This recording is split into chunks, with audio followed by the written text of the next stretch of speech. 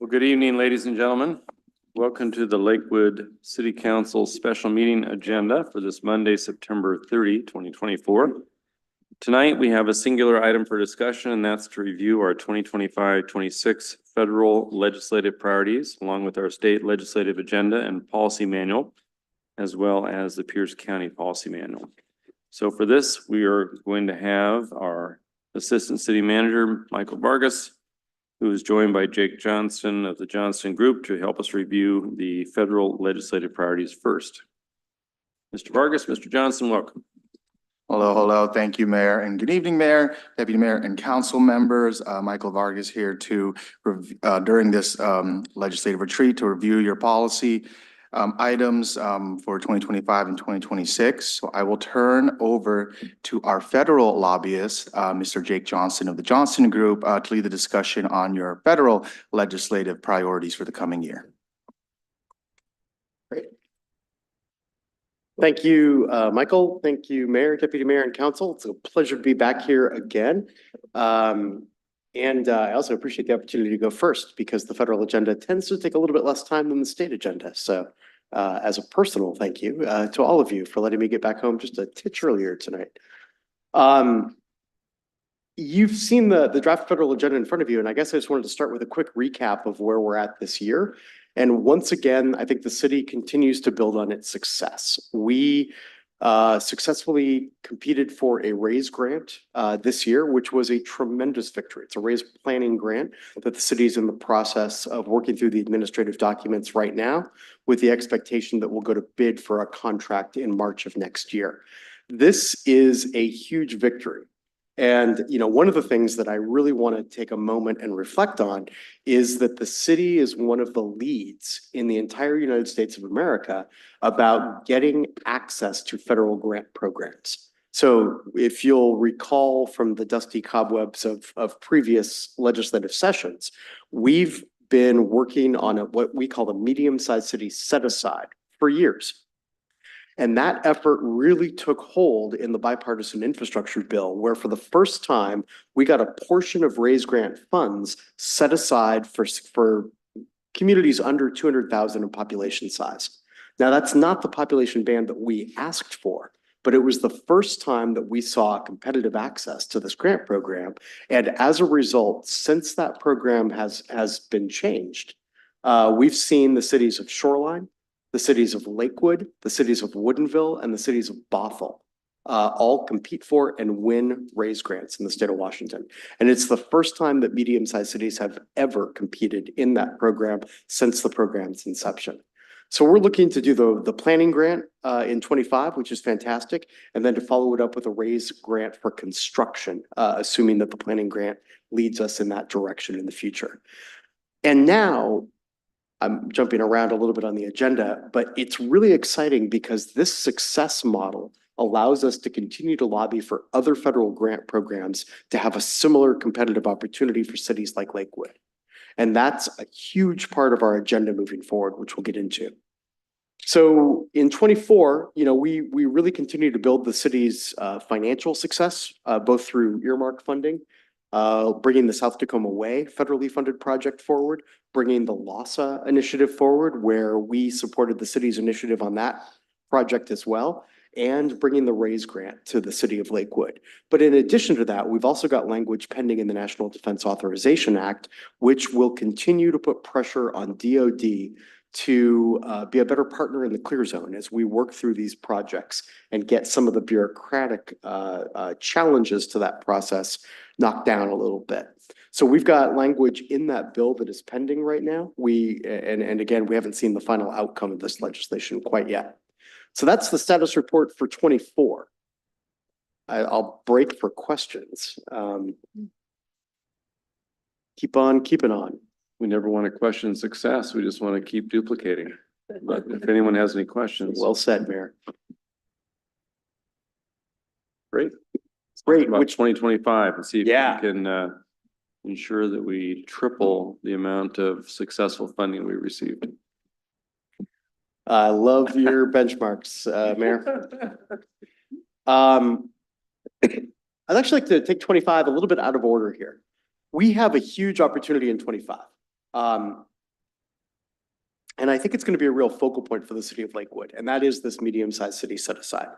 So the next chance to really take a swing at this is in actually 26, which will be the reauthorization of the transportation bill. And that's when we can really expand these raise grant eligibility criterias to all of the climate and the infrastructure grant programs that are out there. And right now, thanks to the city's, frankly, leadership on this in partnership with other cities in the state of Washington, we have the support of Rick Larson, who is the top Democrat in the House on the Transportation Committee. If the Dems take control of the House after the election, he will be the chair of the Transportation Committee, charged with writing this legislation. In the Senate, this bill goes through the Senate Commerce Committee, which right now is chaired by Senator Maria Cantwell, also who supports us on this policy provision. So our challenge is to get this policy initiative drafted into the next transportation bill. We're going to be doing oversight hearings in 25, staff level meetings to start to flush out what that reauthorization strategy looks like. And then 26 is when we want to bring this thing forward. There's going to be a ton of work in 25, and I'd like the city to continue its leadership role in this regard. And I think it's going to lead to direct opportunities for funding for the city moving forward. That's on the policy side. Excuse me. School has started and coughs have come home to me. So Jake, what are you hearing back on the Hill? I assume everything is just a scramble to get through the election cycle and then people get back to work January, February.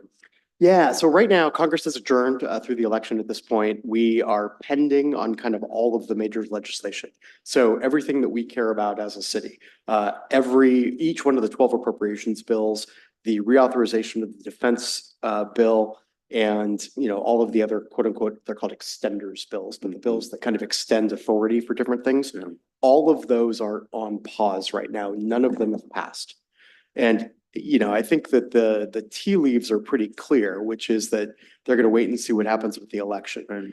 The election is predicted at this point to flip both chambers. We don't know if that'll be true or not, but we expect that the Dems will take the House and we expect the Republicans to take the Senate. Really? That is Huh.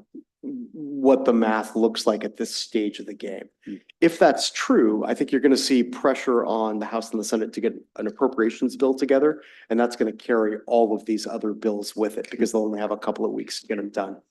This is historically what Congress has done when they can't pass these bills through one chamber by themselves. How long is the CR in place? It expires on December 20th, and Hmm. I would expect it to be done about December 20th. Mm-hmm. Very good. So moving forward, we're continuing to work on all the things that we continue to make progress on. So our 25 agenda is remarkably similar to our 24 agenda, but we're just doing things a little bit deeper and a little bit better. We are not planning to put forward a specific earmark funding request in 25, mostly because the city has been so successful that we don't have the capacity to take that on in 25. So what we want to do is run some of these all the way through in 25 so that we can clear up capacity in 26 and put our next project forward at that point. That's the big takeaway. We will continue to work on the DSIP language, which continues to be a huge asset for the state of Washington. The city of Bremerton just won a nearly $8 million DSIP award. We're looking at that, to fund some of the SSMCP priorities and look at some of the planning dollars through that program as well. Feel like I'm jumping all over the agenda. Michael, you put them in a nice order, and here I am talking out of turn. It's okay. We know what we're doing on the clear zone, so it sounds like it's moving forward.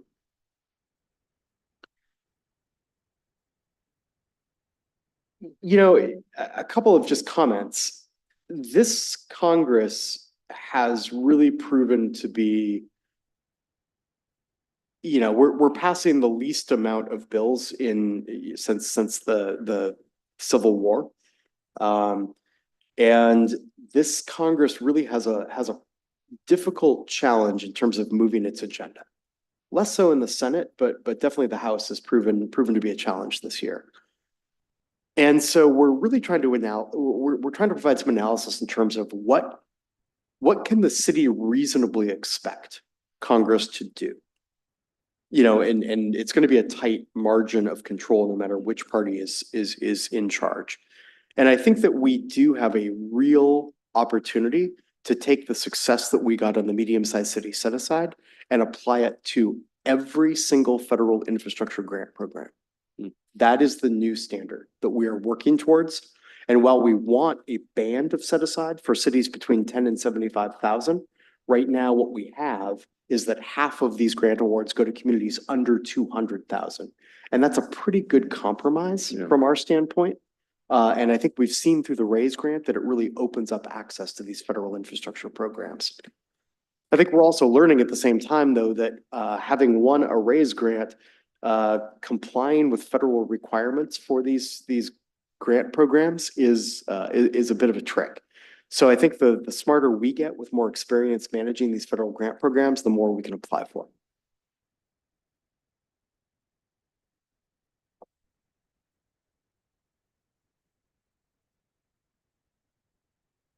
Good.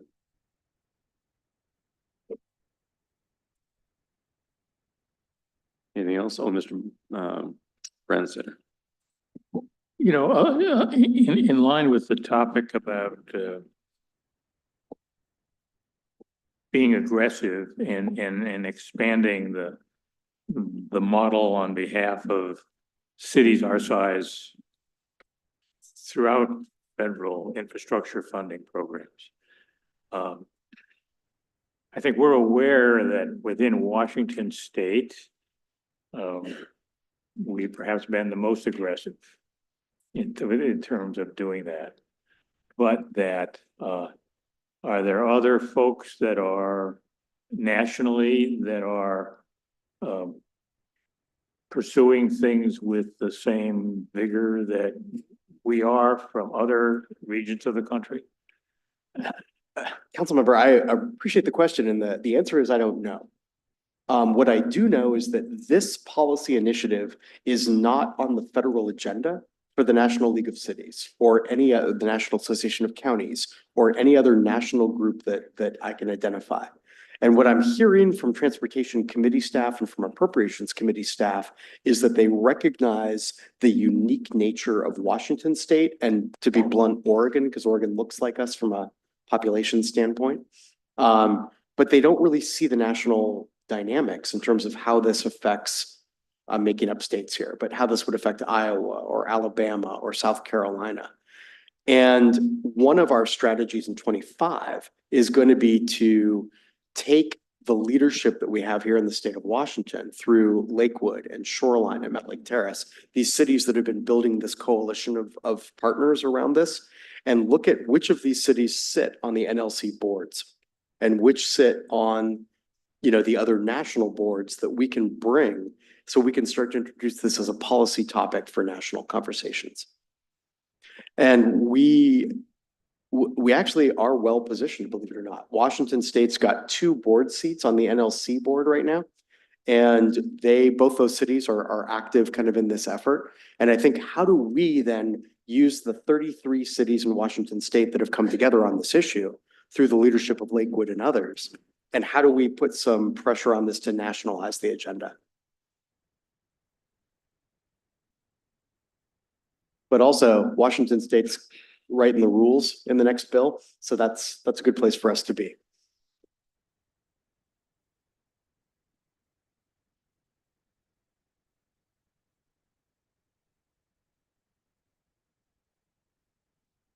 Yeah, go ahead and proceed. Sorry about that. We're scheduling meetings with legislators here. Anything else on the federal side? Mr. Branstetter? I just have a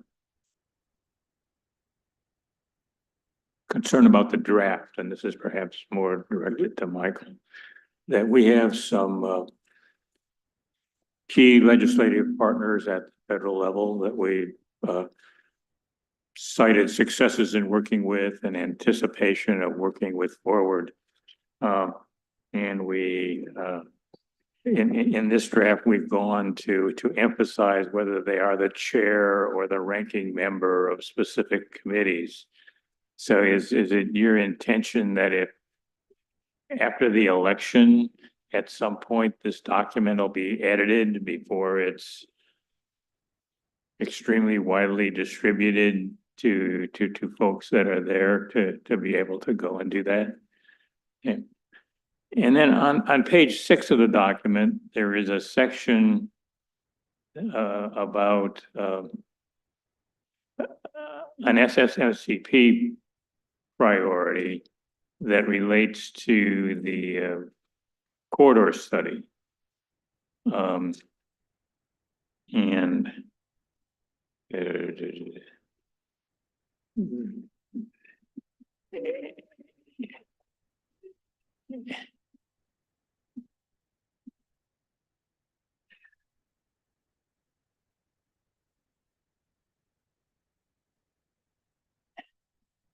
and there's a paragraph there that I'm have difficulty reading clearly. And it's actually apparently a paragraph that was in the previous manual. But it's the parenthetical combination about the corridor study.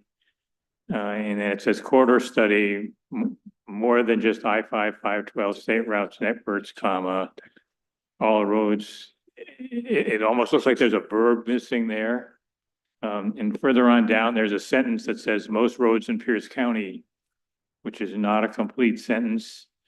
And I guess I'd ask you to just sort of rewrite that so that it's clear to a reader what we're trying to say. I think it's saying we don't want a limited study. We want an expansive study that covers not just the major highways, but that covers the road network completely in both Pierce and Thurston counties. But it's difficult to read that without an edit.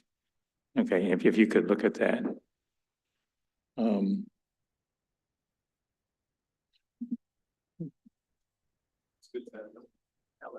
Needs some clean up there as language, so it actually reads well. Yeah, so on that point, Councilmember Brandstetter, that is inadvertently left in. That was part of my notes for that item, so No, that could be come out. removed and or use part of that language to flesh out SSMCP's corridor study. So that was inadvertently left in. Yep. Great. Probably thoughts as you were going through it Yeah. to yourself. Yeah. No problem. That's why we're here tonight, noodling on this. And one other comment is, yes, absolutely, we will update the titles of the members of the delegation here after the election, just to make sure that we're reflecting their actual titles on their committees, depending on who's in control.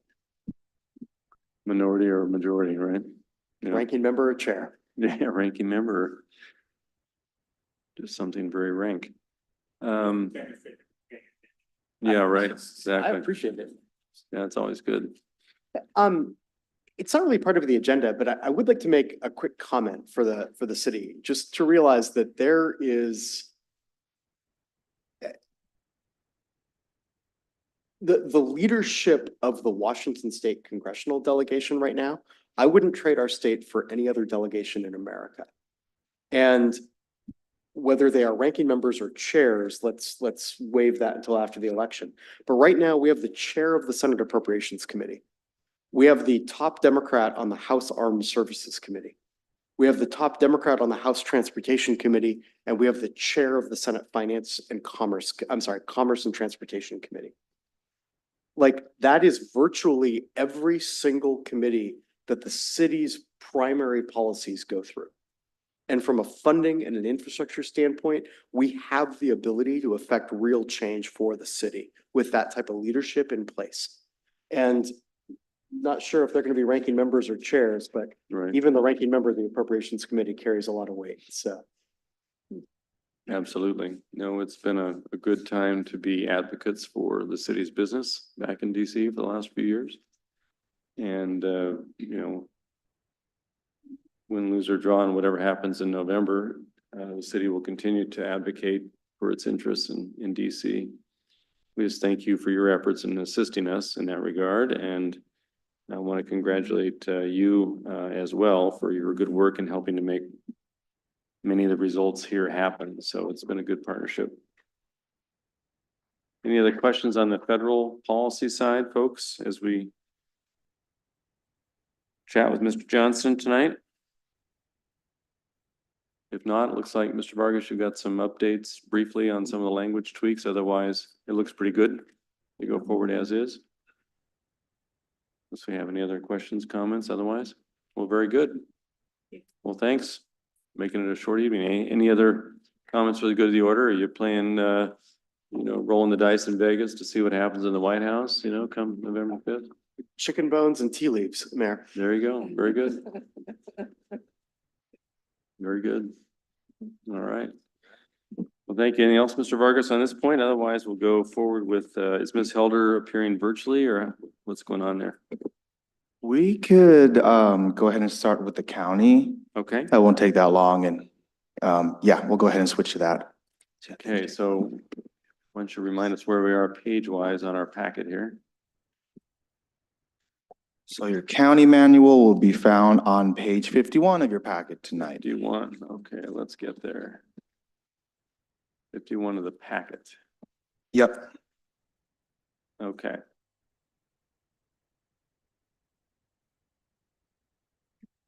Right, I'm with you. All right. Thanks, Jake. Thanks. Have a good drive. So for your Pierce County Policy Manual tonight, there are a number of substantive changes to the packet. A lot of these changes will actually relate to the state policy items and their changes. 50 starts at 51 Page 51, yep. of the packet. So if some of these changes look familiar, we'll see them also in the state policy manual as well. Okay. So to begin, just some formatting input here on the second page, 52. We also have the same cover page from our federal agenda, just to add consistency and communicate our vision statement as a city in order to guide sort of the coming policy items. We've also have removed your old city council goals legend as well, since we have adopted new city council goals. So that's been updated as well. To actually start the manual, we'll look on page 57 of your packet, beginning with the community and economic development section. Went ahead and removed the bottom item there, regional planning, metropolitan planning organization. Since there has not been any movement by the city in recent years to create an alternative NPO to the Puget Sound Regional Council. So went ahead and removed that. That's a good idea. Yep. On the following page, we have South Sound Housing Affordability Partners 2025 legislative agenda. That's also in your state policy manual. So we support this as well. It's been updated. Moving on to the next page, we went ahead and updated your middle housing item. Since there has been some significant movement in that last year, we went ahead and sort of moved the focus towards utility connections. So in the middle of the page there, you'll see the new item, utility connections in support of middle housing types. To summarize, the city supports middle housing types to include duplexes and whatnot, but also accessory dwelling units. However, the city does recognize that it could be prohibitively expensive for a homeowner to add, say, a ADU due to utility and sewer connection costs, especially for lower income homeowners. So to this end, the city supports a dialogue with the county because the city does not own and operate our own utilities to include sewer. We support a dialogue with the county to address sewer connections, specifically for Lakewood residents who are looking to add one or more ADUs. We support such solutions such as waiving and or reducing connection fees and capacity charges but also a new item here, reducing connection standards for ADUs due to ADUs' reduced impacts on the sewer system. So ADUs don't need as large of a pipe or largest capacity as your standard single-family home. So reducing standards for that may help drive costs down on the development side. So that's a pretty big change there. Have you, before we go on, I appreciate the change and certainly support it.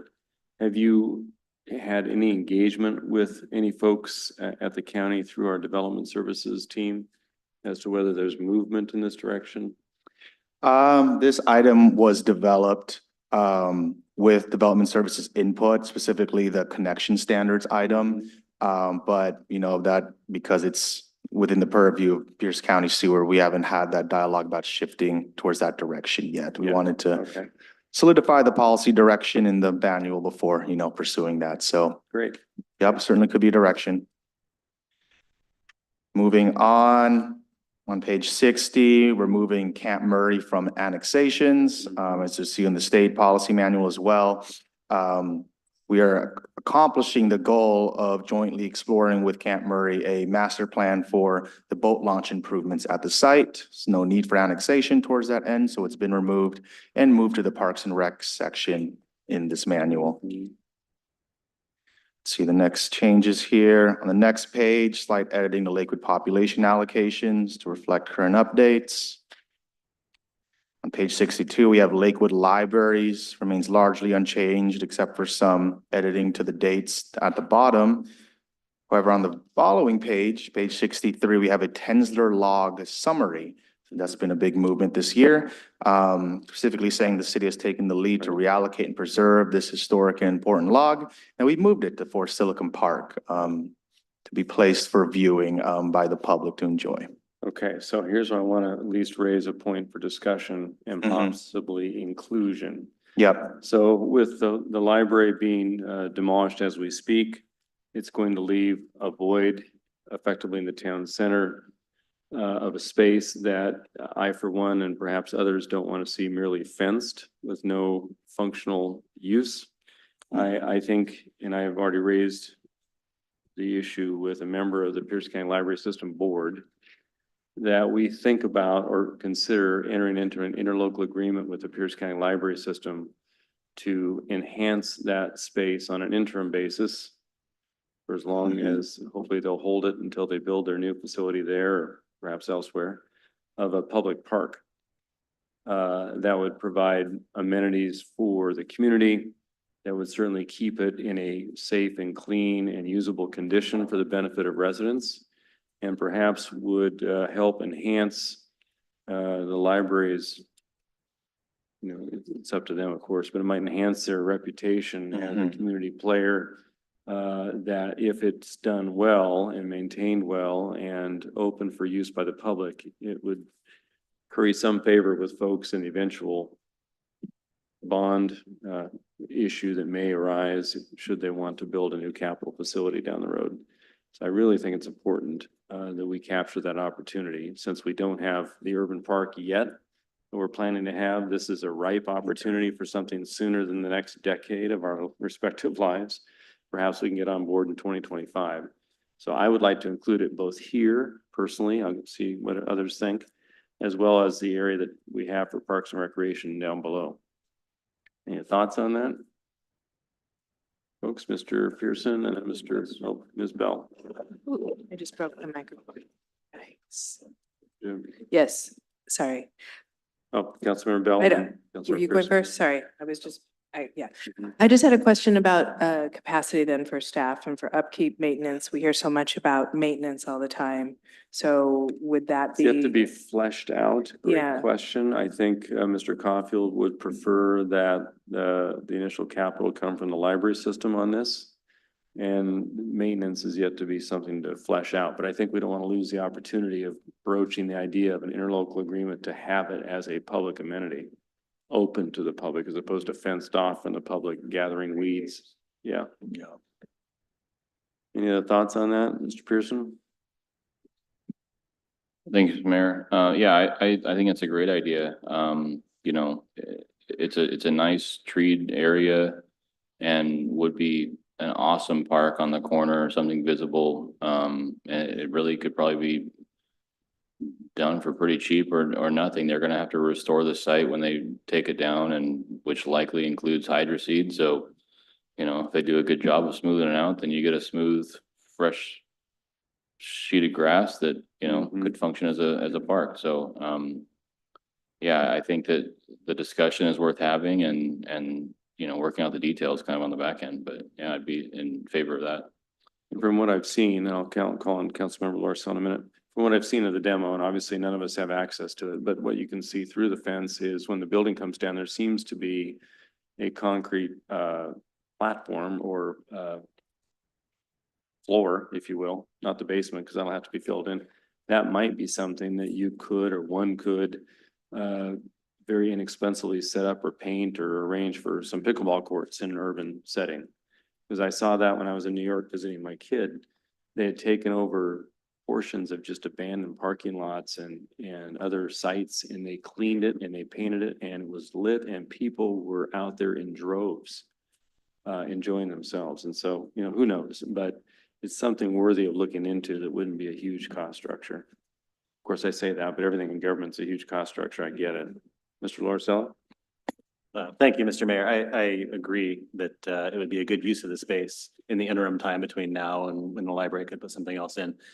I would encourage city staff and others as we come up with a plan to look at what would best serve the youth that could be coming over from the high school, because it's right there, right? Absolutely. Whatever facilities they don't have, if there's something we could add, be it an outdoor basketball Yeah. court or something like that, I think would be beneficial. And it'd be good to maybe engage our youth council to get their feedback on what could be. That's a good idea. Thank you. Really good idea, yeah. Deputy Mayor? Thank you, Mr. Mayor. Do we have a clue as to how long before they're gonna make a decision? Great question, and I guess the question might be a decision about what, right? And so I Mhm. have heard that the recommendation, and I may be incorrect, but I've heard from the recommendation from the library board, Pierce County Library System Board, that they're inclined to rebuild on that site. That's what I have heard. They call this a 7 to 10 year interim library because they have a land lease for up to 10 years. Okay. And so it'd be my assumption, given how slowly government works, is that they would really be 7 to 10 years out from doing much on that site by way of a new constructed facility. Right. So this would give, I think, again, speculating a bit, Mhm. at least 6 to 7, maybe 10 years of good public use of something right in the middle of the downtown business district that we have been wanting to have. We're working to get on our own, Mhm. but this would kind of supplement and fill in. I think that's a great idea. I would appreciate something like that. Yeah. And then, you know, and with the school, like I said, with the school being there and so many things that the school need, Mhm. activities that they could provide. So I would like That'd be that. great. Okay, good. Mr. Branstetter? Yeah, Mr. Mayor, I'm certainly think that the city ought to come to some agreement with the library district that perhaps involve taking some interim stewardship of that site while they're in their decision-making process and then moving forward. You know, we have for several decades had the problem along Gravelly Lake Drive of places where there used to be something and now there is nothing. And, you know, the standards for when you demolish something are to make it flat, okay, which, you know, they don't include grass and they seldom include maintaining if you have a grove of trees or things to be able to go and do that. And since I live on that street, a block from Mhm. that site, you know, I am sure that my neighbors would appear something that was both accessible, useful, and certainly not an eyesore Absolutely. to be able Yeah. to go there. But I think that it's, you know, the library district has been difficult to come to MOUs on that they then take to heart. And so it'd be something we'd have to work on to be very clear in terms of what we are. That would include some very specific minimum time frame that we would have stewardship. So rather than they say, well, we've made a decision today, so we want to start I agree with to you. do that. Yeah. And I think, and I also think that we should remain attentive to the fact that that may not turn out to be the site they want to build a new library on. In which case, we would try to get a right of first refusal on an offer to become owners of the property, should they decide that they want to put it up for sale, in some way to do that.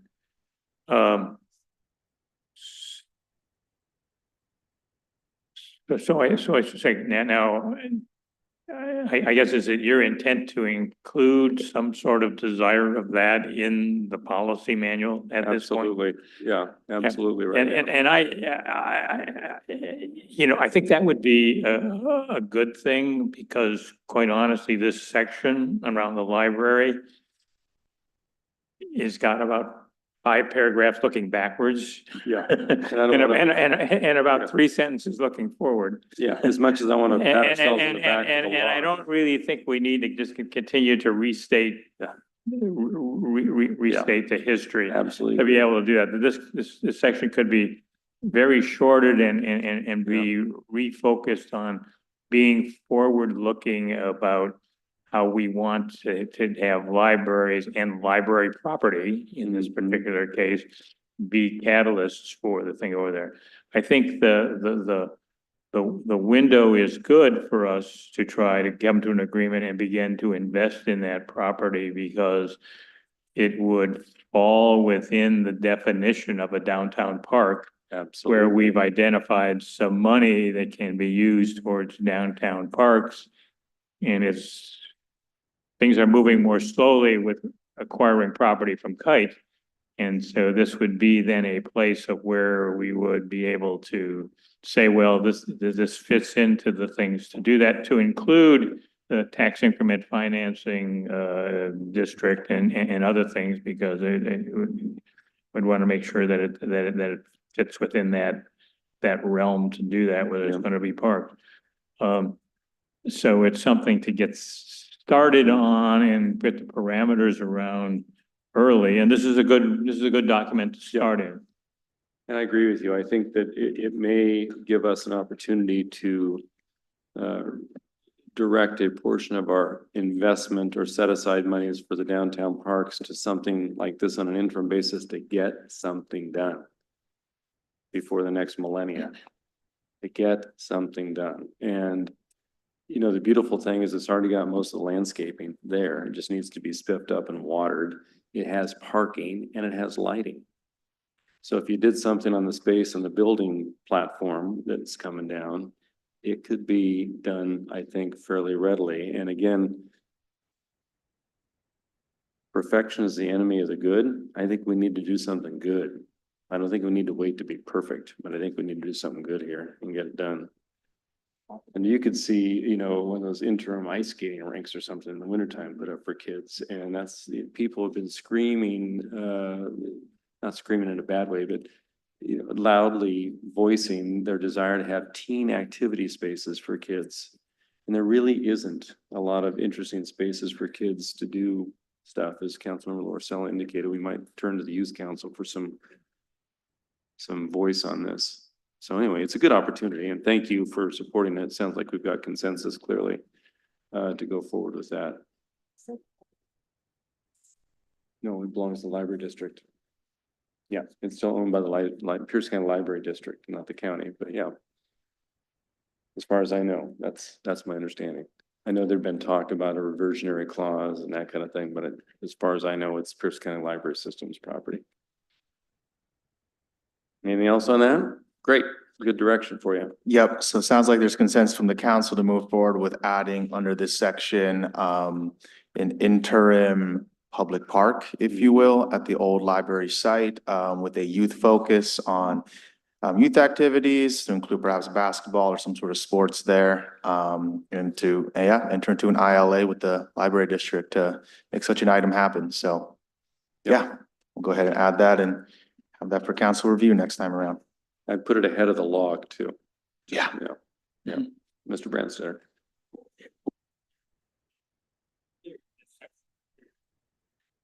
Pierce County, there's a section that is devoted to the South Sound Housing Affordability Partners.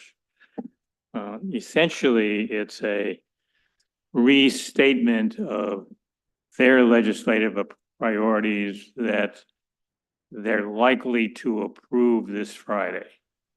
They're not done yet.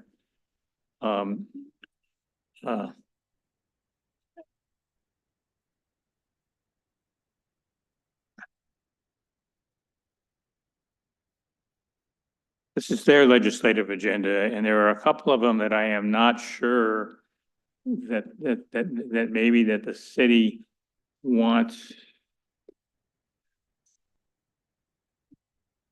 to approve, because these essentially are, this is in our county section, but they're really legislative priorities for the state.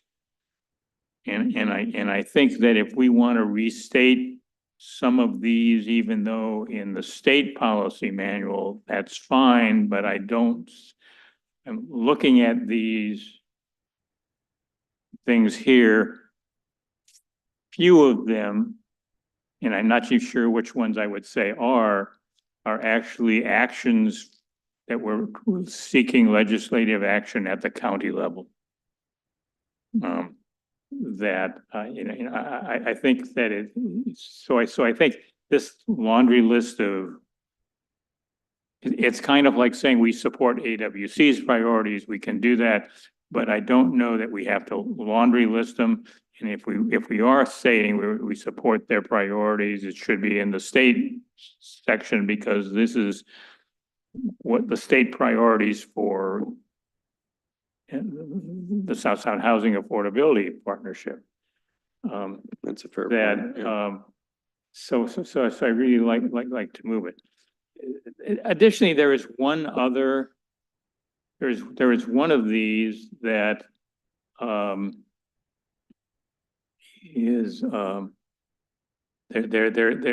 is one of these priorities, and I am not sure what the impetus is at MCPs, but it says it's under facilitating housing supply.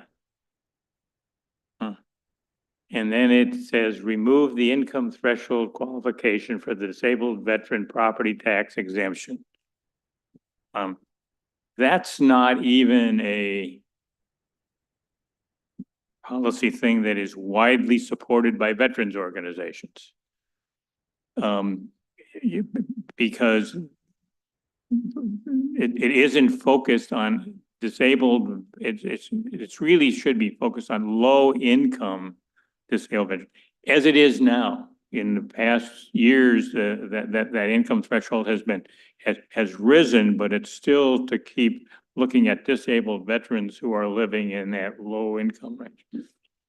I'm a disabled veteran. Okay. I'm not particularly thinking that I need a policy direction that allows me to do that. We have disabled veterans in $500,000 homes like myself, with a mix of incomes that total 6 figures. Okay. And we have disabled veterans who have, income significantly higher than that, and being able to go and do that. This is removing the income level to say that even if you have a job and you're the CEO of Boeing, but you're a disabled veteran, you can going off over there. So one is, I guess I would first of all suggest to Mr. Boki that maybe that be opposed this Friday, that doesn't appear in there, but even if they keep it, and we move this to our state legislative agenda, that is not something that I would necessarily want to do. We have a lot of veterans here. We have quite a few veterans who are covered by already the existing policy, given the limits that are there, but making it a property tax exemption regardless of your income, if you're a disabled veteran, doesn't seem like good policy to me, and wouldn't necessarily be as broadly supported as the current policies of where it's disabled veterans, but who fall within the lower income category. That we are being asked by the state to develop housing in bands, okay, by income. Well, use those bands to decide where you want to place the disabled veteran priorities thing, not just no matter which band you're in at all. Maybe for starters, we kind of, as you indicated, remove this section, maybe just say we support the state legislative priorities from SHAPE. Yeah, and again, I would move this section into the state policy manual, and maybe in an abbreviated form, without, just like we're not going to list every AWC policy Right. and everything that's there, Yeah. but say that we support this organization's legislative agenda. I hear what you're saying on that. I have a friend who, his disability is sleep apnea and he makes 7 figures. So I don't think that he should qualify for the, income threshold, exemption. But he is a disabled veteran. He's got his rating. Anyway, go ahead, Mr. Vargas. Yeah, so as it sounds, there's consensus to remove listing out the items here specifically. Yeah. And just that we support their 2025 state legislative agenda. I will say this is also in the state legislative agenda. Yeah. The impetus of putting it here was because SHAPE has that South Sound sort of, in Pierce County, focus. So that was the impetus of putting it here in the first place. But yeah, we can certainly remove this list in the county manual. Yep. Yeah, I think, or we just. Or in the state section where it talks about housing, you could reference this Yeah. organization that we're a member and that we Sure. support their legislative agenda without having to List. do a whole page to laundry list it. Agreed. Okay, so we've Yeah. talked about that. We've gone through the utility connections. We talked about So to the go library back, let's piece. see here. Now we should be down on community Page health and resilience on page 63. Yep, so for page 63, under community health and resilience, went ahead and removed the American Rescue Plan Act funds. We've been utilizing those, and time to move on from that item.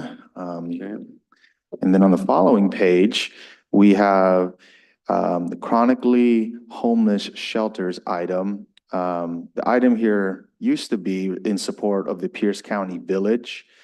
So this item is sort of generalizing that support in that the city supports the county investing funds into chronically homeless shelters in general, especially ones that include wraparound services and especially for veterans as well who may require specialized care.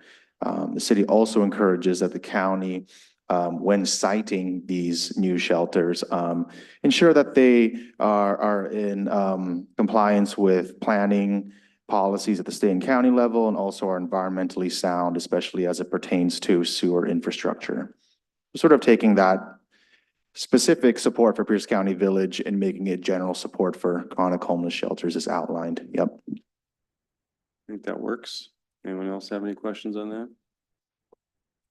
Okay, Just to move on to the next substantive change here. public safety, it looks like. Yep, moving on to public safety, page 65. These changes align with the state item changes.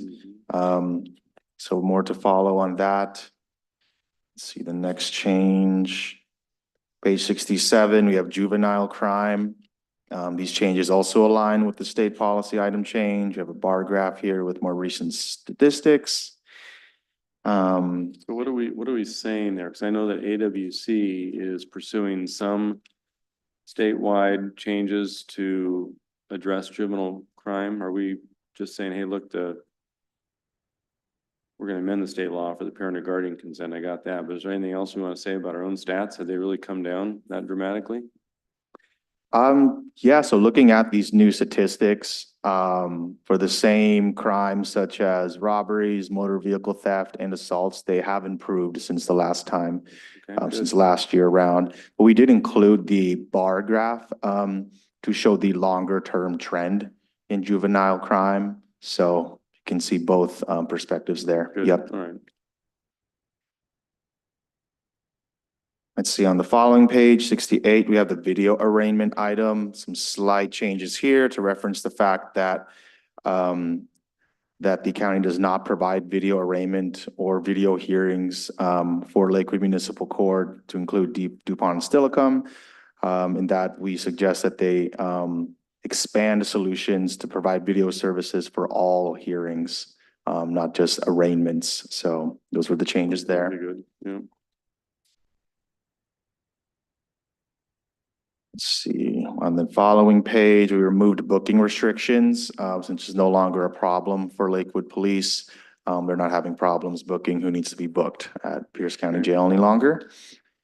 Transportation infrastructure, the Clover Creek item was changed. We'll see that in the state policy manual as well, that we're honing in on looking at the levy option. Okay. Looking at Pierce County sewer utility, removed an introductory paragraph, although we are focusing that the city is urging the county to ensure that any more urban county jurisdiction gets planned for sewers in the coming years. And this is timely because county's in the middle of updating their unified sewer plan. So it's good to emphasize that, but they should continue to invest in areas that have not been invested in the past. Yep.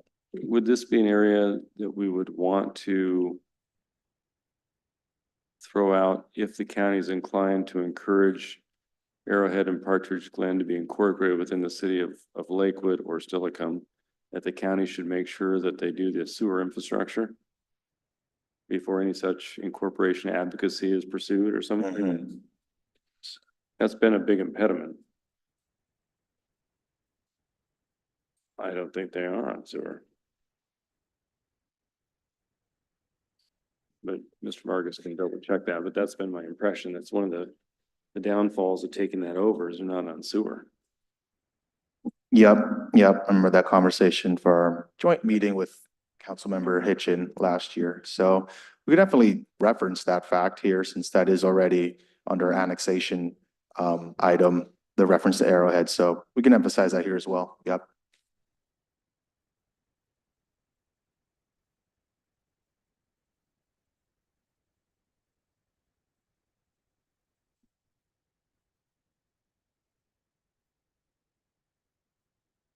I do think that if we're going to make reference to actions we want the county to either remediate or fund the remediation of, if we were to annex those two islands, I wouldn't want to necessarily just restrict it to sewer infrastructure, because I think that there's roadway infrastructure and some other items that and I'm not quite sure what the stormwater infrastructure in that area is like to do that. So I'd want to use wording that is And broader than just infrastructure improvement. sanitary sewer Yeah. Storm. infrastructure and hookups to be able to go and do that. And, I think that the goal should be to that if ask the county to enter into an MOU with the city regarding the requirements and responsibilities of each should annexation occur, either through voter approval or through the processes that the state now allows, that it's kind of actually fire district, uh, uh, emphasized, although it's kind of unclear how those areas fall within West Pierce official area or not, or whether they're contracting with the county for fire services for those areas to do that.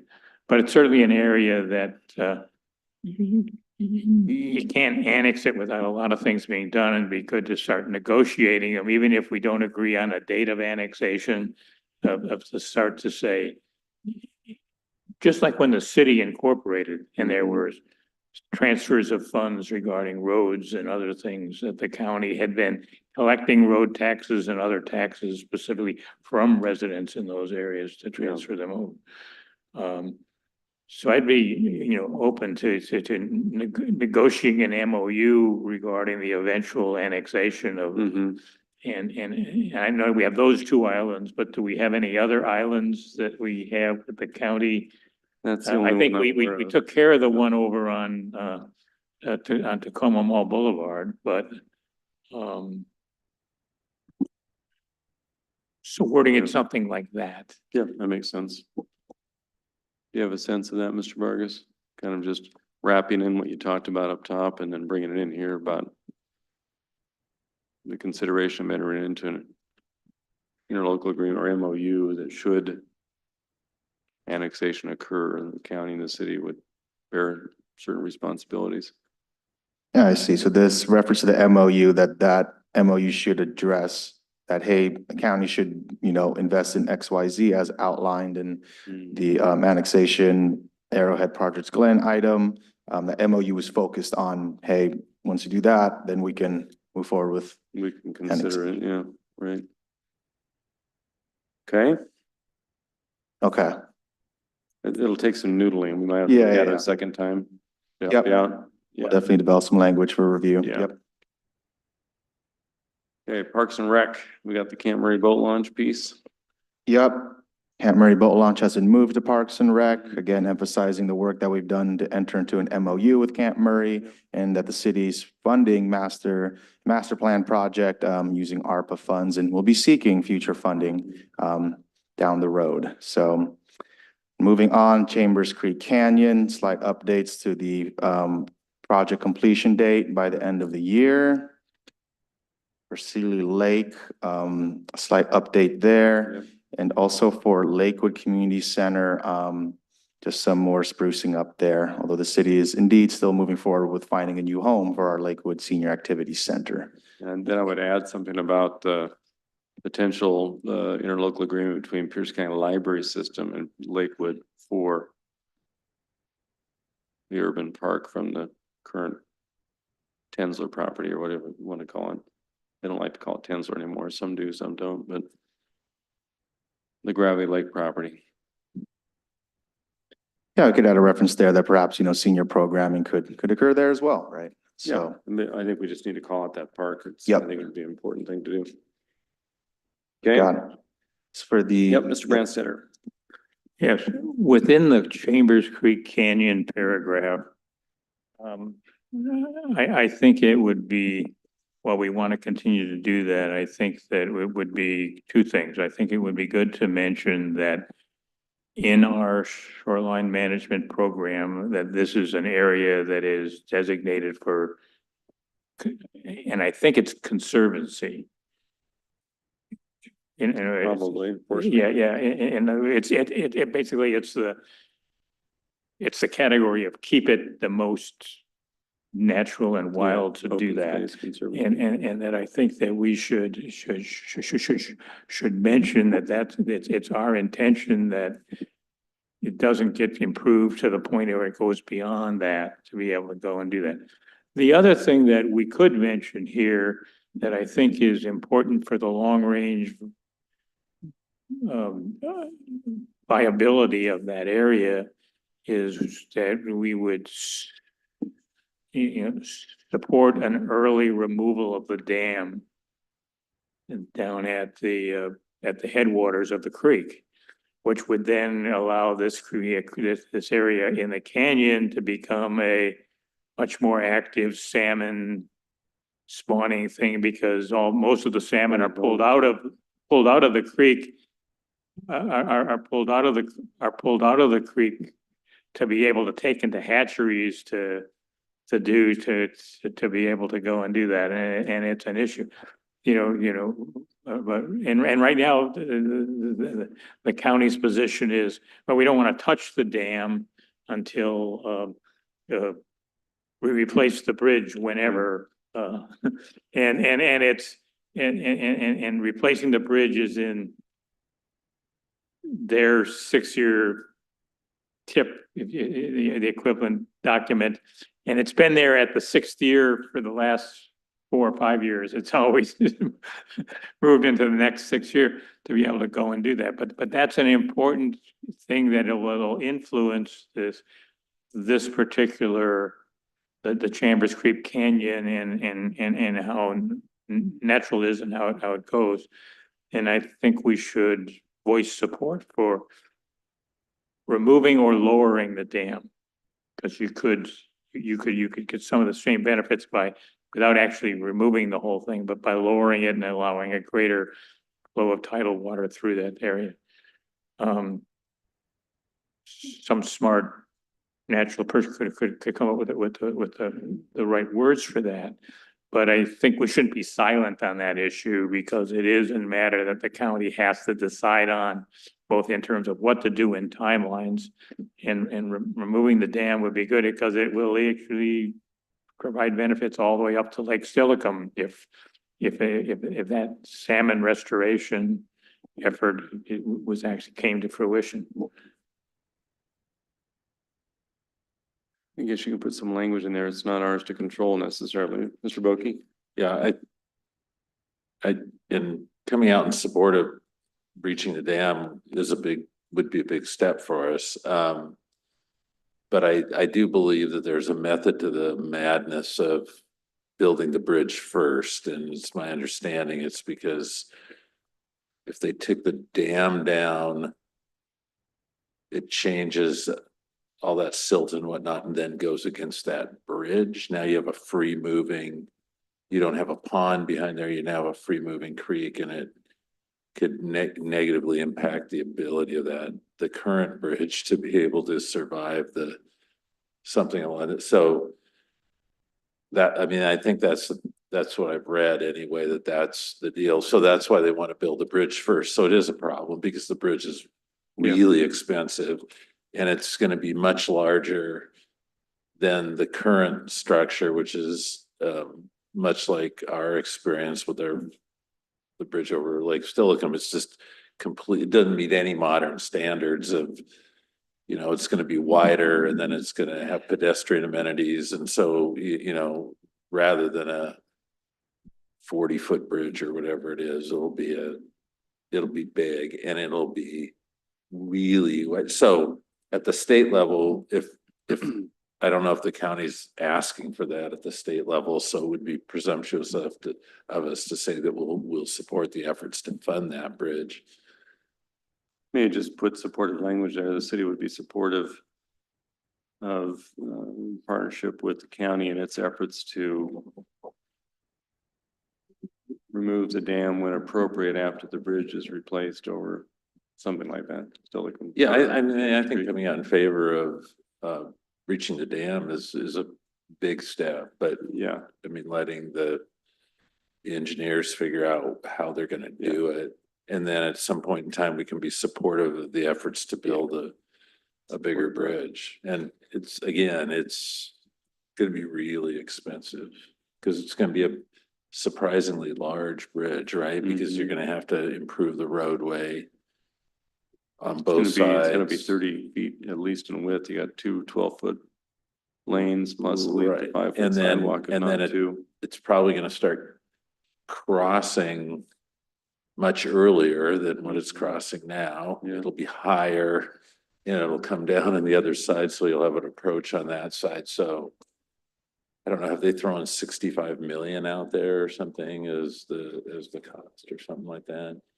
Yeah. So great improvement, but you Maybe know. just some generic supportive language in that regard. 'Cause I think that's the best we can do, don't you think? Support efforts, in the future. Mr. Lorso. Thank you, Mr. Mayor. I agree with what Mr. Branstetter is saying, and I hear what Mr. Boki is saying as well.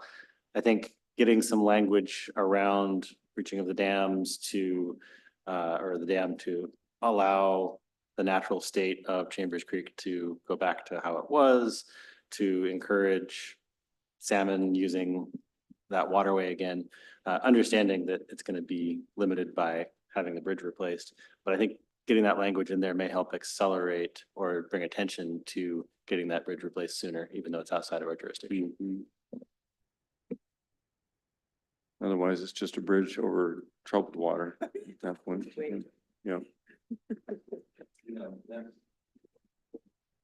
And that scores points with the Nisquallies too, right? Sure. I mean, they would love to have that dam down and, so there's supporting that.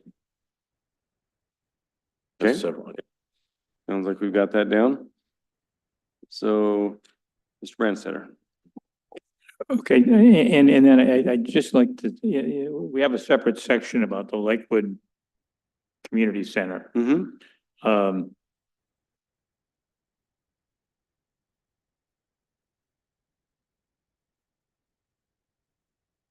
I'm not sure that it really has a place in this document. Okay, I mean, that we're not looking at leasing it. We're not going to hold our programs there. They're looking to do that. If we have a specific interest in that center that we want to Yeah, communicate to the county is, don't let it deteriorate so that it becomes a dangerous building. Yeah, we're really not even in there right now, right? Not using the community center owned by the county. But We have we're no not intent there. to We're doing pursue that. it. There are some activities that go on in the gymnasium in that thing over there that particularly relate. And I think we may provide some financial support for those programs.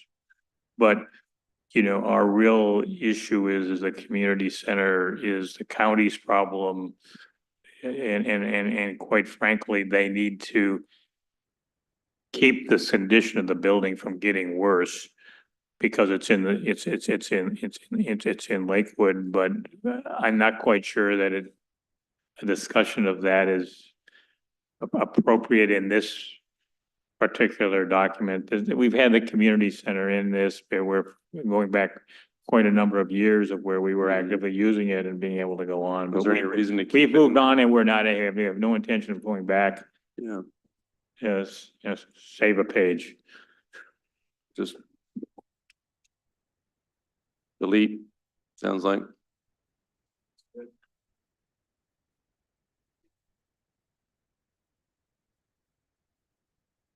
Yeah, only if we want to buy it, which I haven't heard a groundswell for. So continuing, on the same page, under the environment, we have regional climate change efforts, slight additions here to reference that city is supportive of the ongoing Pierce County Climate Conversation Group, and also that we're updating our comprehensive plan to incorporate new state sub elements for climate resiliency. Okay, sounds On good. the following page, military affairs, no changes there. No changes under general government, innovative service solutions. However, on the very last page, we have two new items under general government. One of them, a regional response to homelessness. Impetus behind adding this item is that the city has been doing a lot of work in the homelessness policy space as of late. So this item reads that the city supports regional responses to homelessness in Pierce County, such as the recent partnership with the county to open up the Maureen Howard Place, and also along and for continued support and participation in the Tacoma Lakewood Pierce County Continuum of Care Board.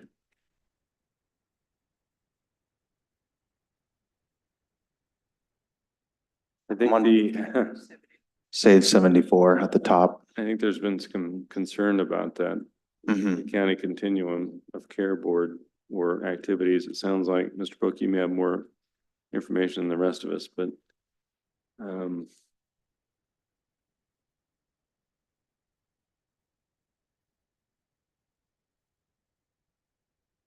we support, recent efforts include partnership with Pierce County to house Lakewood homeless, I'd say homeless or unsheltered at the Marine Howard Place, because we don't know if they're Lakewood homeless per se, if they've been in the rights of way, right? So to house unsheltered individuals at Marine Howard Place, provide enhanced shelter services for people experiencing homelessness along Lakewood's local rights of way, that's true. And we support participation in the Tacoma Lakewood Pierce County Continuum of Care Board. What does that mean to me? Do we have a member on the board? Do we have staff that sit on that?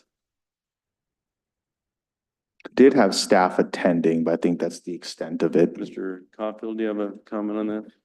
Based on recent conversations that we've had, I would suggest, strongly recommend removing and participation on the Tacoma Lakewood Pierce County Continuum of Care Board. We do have folks that had been going regularly, but quite frankly, it's in a bit of a disarray, and I'm not sending anybody back until they kind of straighten things out, quite frankly. That's what I thought I saw as a comment. So let's go ahead and strike that clause.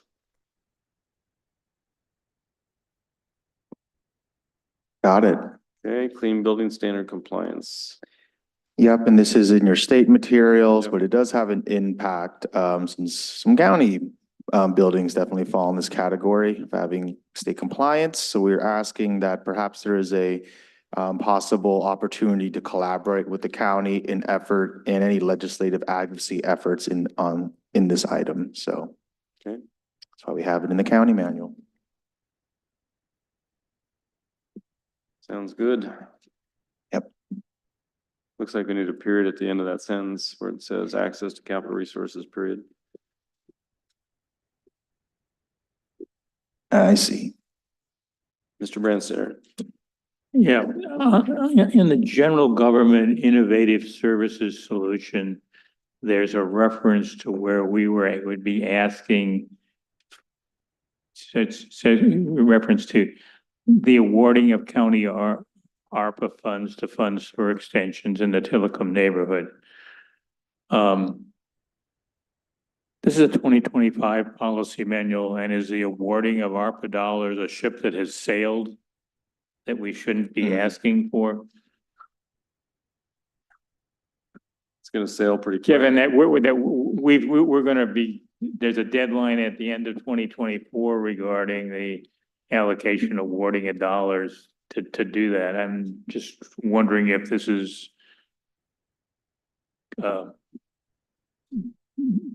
something that we mentioned before that was true in past years, but maybe now it's in 2025, it's no longer a legitimate request. It's fine by me. Works for you guys. I would just add, this is an example of one that's 6 of one, half a dozen of the other, because Councilmember Branstad is right. The money's been allocated, though the work will be occurring in 2025. So that's kind of why we left it there. So, but you go either way. The wording is awarded, awarding the money, and I think Good.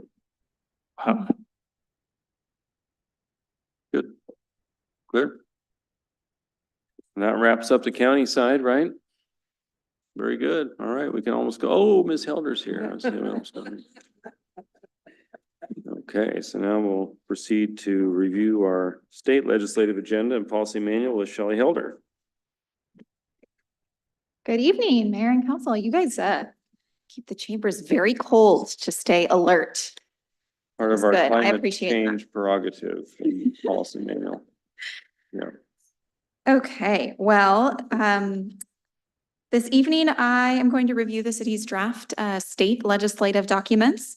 But before I dive into that, I do want to provide just some context setting for what we expect to occur in the 2025 session. After that, I'll describe the priorities on the legislative agenda, Okay. and then we'll go over the changes in the policy manual. So the 2025 session is going to be the long 105-day session. The legislature's primary objective is to adopt new operating capital and transportation budgets. Last Friday, we just saw the most updated economic revenue forecast, and it shows that revenues are slightly down from what was forecasted when the current budget was written. It's slightly down, so they don't need to make any major changes to the current budget. But what that means is looking into the future for the next budget, the revenue growth is not keeping up with the costs that are anticipated in the next budget development. And so budget writers, particularly the operating budget writers, are either going to be needing to cut costs or look at new revenue. And I anticipate they'll be looking for both.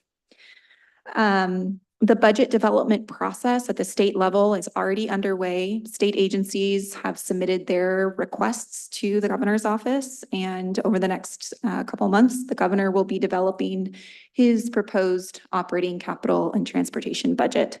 Even with the outgoing governor, he's still obligated to develop a budget and release it in December. And so we will expect to see the governor's budget mid-December. The governor's budget is then the starting place when the legislature starts their development in January, when the legislative session begins. Of course, in November, we have an exciting election, and there'll be a lot of changes that come about as a result of that. The one that I want to note for purposes of tonight's discussion is the 3 initiatives that are on the ballot. If any of those 3 initiatives pass, there are implications for state budget development. And I'll mention that a little bit more later. Following the November elections, each of the 4 caucuses in the legislature will identify, they'll hold elections to identify their leadership. Don't expect there to be much change in leadership, with the exception of the Senate Democrat caucus, who will need to identify a new leader since their leader, Andy Billig, retired. We'll also see a minimum of 3 new executives at the state level in addition to the governor. So there's going to be a lot of change in the 2025 session. So with all of that as context, I'm going to start by describing each item on the legislative agenda. And I don't know what page it is in your packet, but I trust you all. 27, I think 27, 28. Great. I'm going to describe each item and then I'll pause for any comments or questions. There is a corresponding fact sheet or 1-pager with each priority item. So the first priority is a request for continued funding of the Community Partnership Program at Western State Hospital. And this is a program that's operated by Lakewood PD. It provides enhanced coordination and investigation services for patients, staff, and the surrounding community at Western State. It's proven to be so successful that it's actually now been replicated for the city of Medical Lake and Eastern State Hospital. Despite that, despite the success, it continues to be something that has to be included in the budget every 2 years. In the past, we have tried to codify the funding and we were unsuccessful. There was really strong resistance to putting something in statute that would obligate future legislatures to pay for a program where the need may be shifting as the state changes the way that they deliver behavioral health services, specifically the population that's serviced at Western State. Okay. The amount that the city has received from this program hasn't been adjusted since 2017, so we are requesting a 3% inflationary increase, which brings the total request to $640,000. We have already reached out to DSHS and made this request to them. They, in their budget development, did include funding for the program, and which is encouraging to hear. I do not believe that it included that 3% increase. So I will pause there and see if there's any questions or comments on this item. Mr. Branstad? Oh, it's frustrating to have to take up space in our in what cannot be an exhaustive list of priorities every year to be able to go and do that. But it is a good program. Okay, you know, it has served us well. Urging them to just to keep it up with inflation is not unrealistic of being able to go and do that. I think, and certainly for the next biennium, we're going to need it in the way that it is. And then over the course of that, it's the following biennium that becomes more problematic when the mission of Western State changes and they incorporate some greater security items into there where they're primarily dealing with forensic folks. Okay, relative, in terms of being able to as clearly articulate the role that our public safety staff have to take with it. So I think, you know, this biennium and maybe the next, maybe the last two, that it can be framed in the way that we have framed it. Once the new hospital takes place, you know, we're gonna have to be sure that we're gathering some data to determine what it is that we need for a program for it. But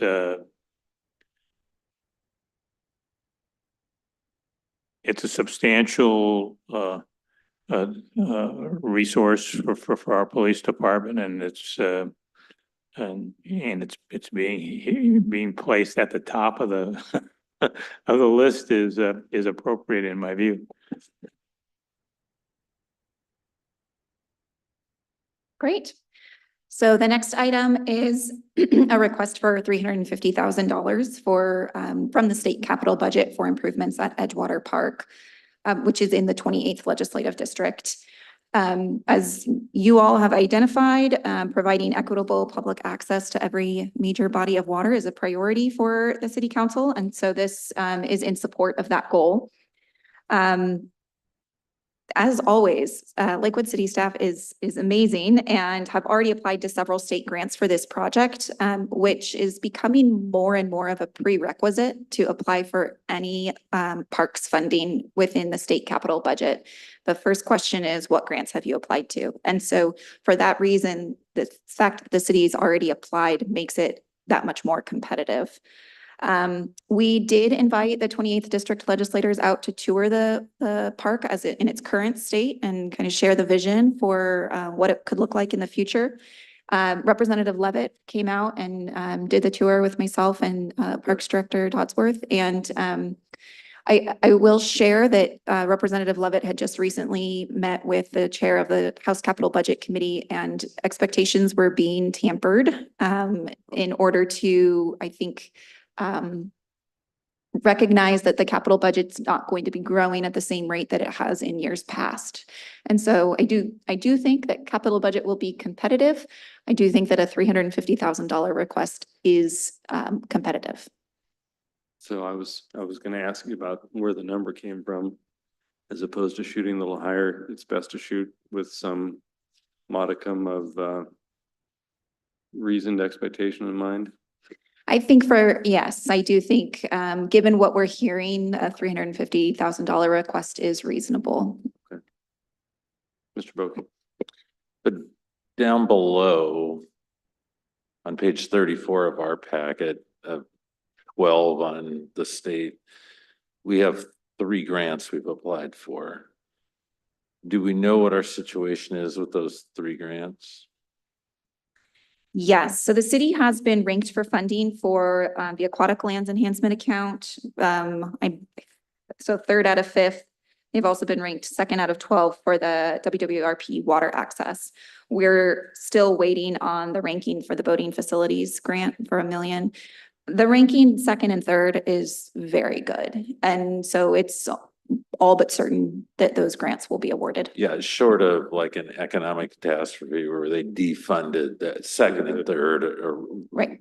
So the water access, 2.2 million, and the aquatic lands enhancements, which I don't know what that includes for that, is 500. So we're in good shape. The 350 is the Cherry on top. cherry on top. Okay.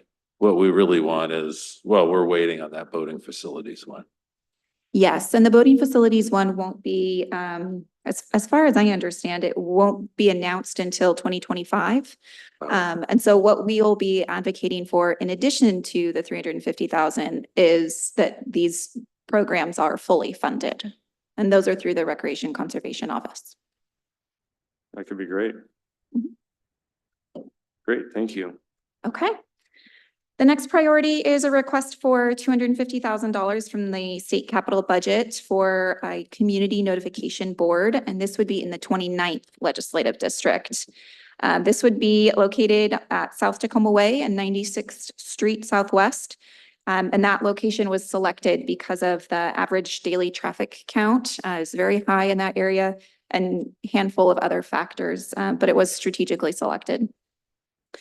The electronic board would allow the city to share information in a more expedient fashion and also in various languages. And this would be similar to the electronic notification board that is already planned for the downtown area. Okay.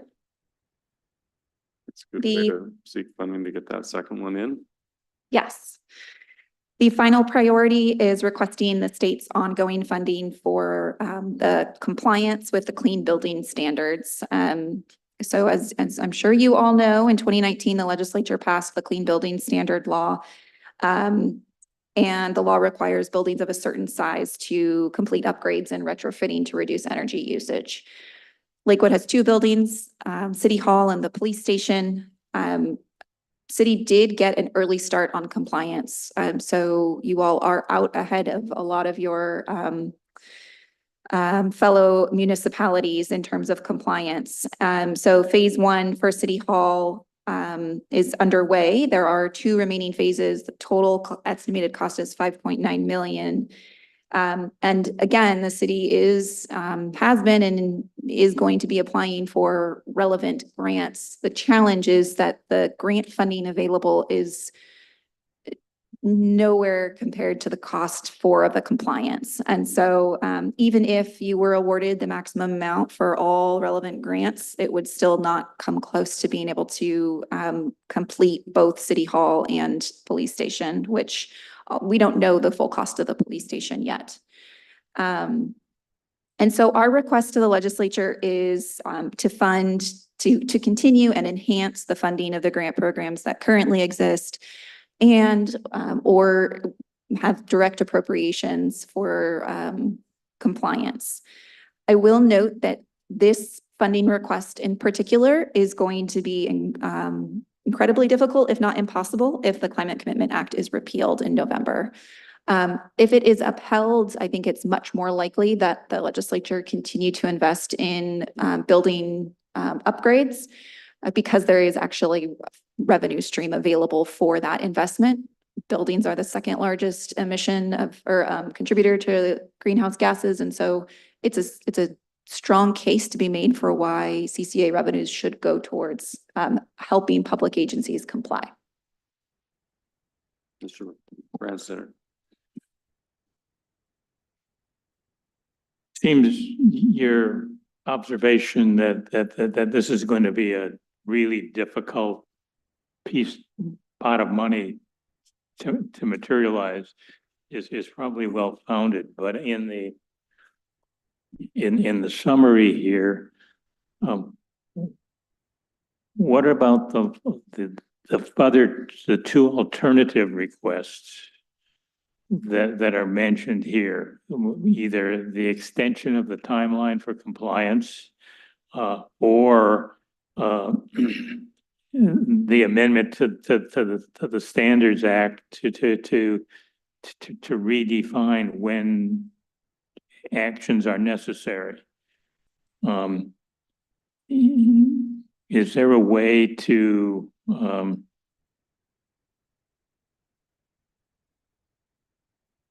one prioritize between the two, and in our conversations ourselves directly with our two legislative delegations, particularly to voice, I think, for the amending of the standards to look to see to get some some support there to be able to go and do that, because that would have to be, you know, someone would have to champion legislation like that, which is different than just champion funding.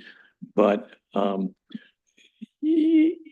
are those two recommendations, would they be consistent if we were to go to other cities that are struggling with the same compliance issues to get them to ask for the amended legislation or to ask for the extended timelines in the legislation? You know, is that a strategy that we could pursue that over the biennium of legislative sessions might lead to some things over there? Or do you have any indication that there is anyone in the legislature that would already be inclined to champion either of these two options? I think the short answer is yes, that is a strategy worth considering. Off the top of my head, I don't know if there's any one legislator that stands out that would champion it, though I am confident that there is a legislator that exists, just no one immediately comes to mind. When I mentioned that the city of Lakewood is ahead of the game in terms of working towards compliance, I think a lot of other municipalities are just now realizing how costly it's going to be. Yeah. And so I think your point is valid, that there's opportunity for coordination with other jurisdictions to ask for an extended deadline or modifications. Since the law was adopted in 2019, they amended it again in 2022. I anticipate there will be ongoing changes to the standards. I think it's a matter of making a case for why the certain standard doesn't work or doesn't make sense and why it should be changed. And so I think it is something that we can work on in conjunction with the request for increased funding, because I don't think the compliance goes away completely. So this is likely to be something that during the course of a session, if a bill or bills are dropped, that then we can monitor and decide to support. But at this stage, in terms of the policy manual, it's a little premature to do that. I think it's definitely something that if it's introduced, we would take full advantage of Yeah. that legislation. Mhm. All right, thank you. Okay, Okay, so that is the legislative agenda. We will shift over to the policy manual. And these are all the items that may or may not come up during a legislative session. And it allows us to be nimble and engage more quickly as bills are introduced. I will go section by section over the items that have been changed. So we will start on page 6. I Okay. guess I don't know what page it is in the packet, but 6 of the policy manual. right. And I was listening to your conversation on the county policy manual about the South Sound Housing Affordability Partners. This is to Councilmember Brandstetter's point, the updated legislative agenda for that organization. And I think what I heard from the previous conversation was that this should be summarized rather than listed out. So we can make that change in subsequent versions. The next change is under the support for homelessness services, and it's simply specifying that the city has specific targets that needs to be achieved when it comes to affordable housing units. And we're on page 29 here, folks, of our packet. Mr. Branstetter. Just before we go too far, yeah, I noticed that simply because of completion, we've dropped the LASA section, that we should also delete it from the table of contents.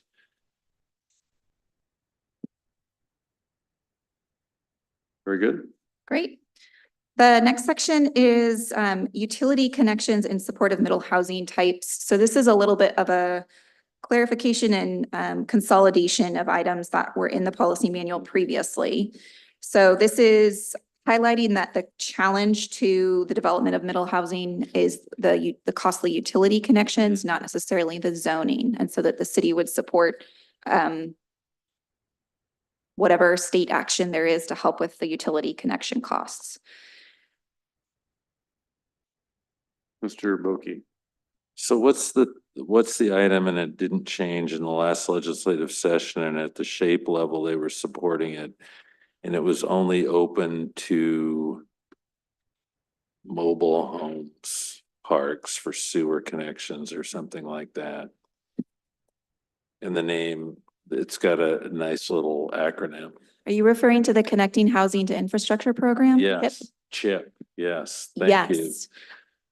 It does apply for more than just mobile homes, but this would, Connecting Housing to Infrastructure Program is intended to help with the infrastructure needed to build affordable housing. Is that what you had in mind? Correct, yeah, and was the issue, it can be used for new stuff, but it can't be used for existing, and that was what we were supportive at the shape level to get them to try, and it didn't happen. But I think we should still be in favor of that if that comes up. I think But that expansion of that program of some sort would be very helpful. Is that our vehicle to try to get that for affordable housing? it is actually in the SHAPE draft priorities, expanding eligibility for the CHIP program. Okay. Is that the vehicle that we're trying to I don't use think when we're we talk in about our- utility expenses? In our legislation, we're not specifying a solution. We're just saying that this is the problem and that we would be supportive of a solution. Okay, thank you. The next two items, predatory lending and foreclosure of homes. Those are issues that haven't come up in the legislature for several years, so recommend removing them.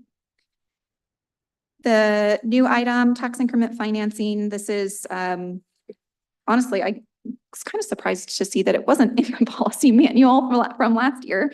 But I do expect it to be an ongoing challenge to make sure that the TIF tool is appropriate and still available for economic development. And then you'll see that the middle housing item is removed because that's been consolidated into that prior item on utility connections. Moving on to the transit-oriented development section. Again, these are just wording updates. And again, the Boundary Review Board issue is because it has not come up in several years. Into the Parks, Recreation, and Community Services section, we added in the language for the Edgewater Park project. And for historic Fort Steilacoom, we've just updated the language to reflect the progress that's occurred over the last year. Same with the H-Barn renovation, as well as the South Puget Sound Wildlife Area. All language just to keep it up to date with what has happened. Let me and what ask is you a happening. little bit on the H-Barn. So when is the proper timing to seek some sort of a financial support? Is it going to be 27? The next capital budget comes up? I think it depends on the funding gap. So the best time to go to the state is when you have a small funding gap left. So it may be 2027, it may be, it depends on how long it takes for the fundraising campaign to reach their goal. So I think part of it is dependent on outside sources. 2025 would be the next capital budget year. 25? Oh, sorry, 2027. Okay. It's not to say that pursuing funding in 2026 wouldn't be possible. It's just that you would need to, the funding levels in a supplemental year are always smaller Right. than in a full year. I don't know. I mean, Heritage Capital Grant is completely outside of this process, but that may be something for them to look at. If it Definitely. qualifies. Yeah. Yes. Yes, I think if to go to the legislature to make a request for the H-Barn, if the city has not, or whomever has not applied to the Heritage Barn program, we will not compete well. Yeah, we need to look at that, Michael, if we can. I know that Lakewood Gardens got a fairly significant Heritage Capital grant for the renovation of their carriage house facility, and it was a pretty good process, and renovation of old historic structures really falls right into that. So, okay, Okay, so we're on the Recreation and Conservation Office funding category. Oh, Mr. Branstetter. Yeah, if I could just go back to this South Puget Sound wildlife area. That, I think one of the things we should ask for, in addition to what is all here that is fairly solid, but ask that the requirement for a discovery pass to utilize the area be eliminated. In fact, the idea is to have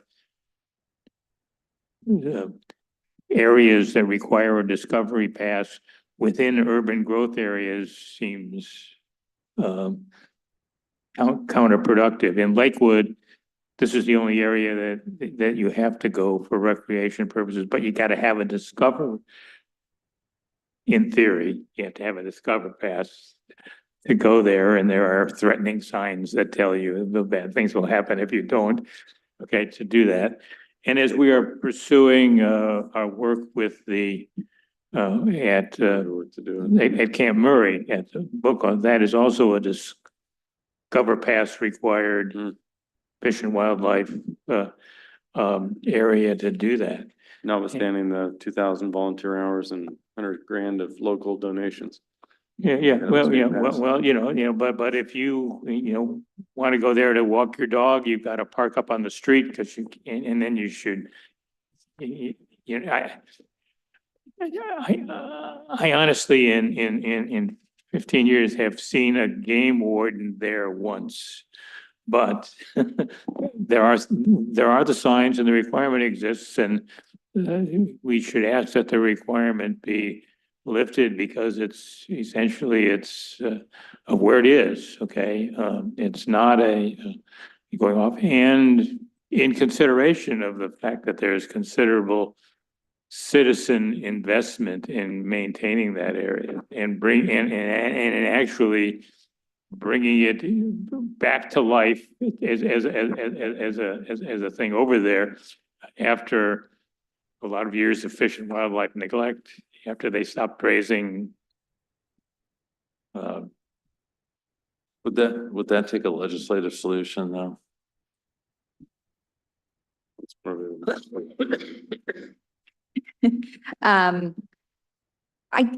I don't know if the legislature would need to direct DFW to remove that from a facility that requires a Discover Pass. I do think it would be a little ironic to be asking the state to put funding towards the maintenance of this facility while simultaneously asking them to remove a potential funding source for maintenance. Because the Discover Pass flows to DFW and the primary use of those funds is for maintenance of DFW lands.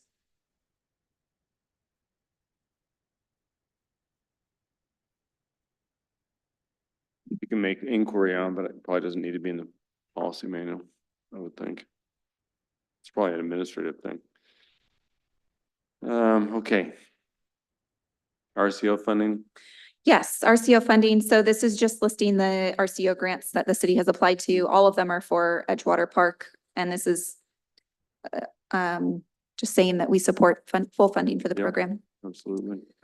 The Camp Murray boat launch improvements. Again, this reflects the progress to date and the MOU that's pending for development of the master plan.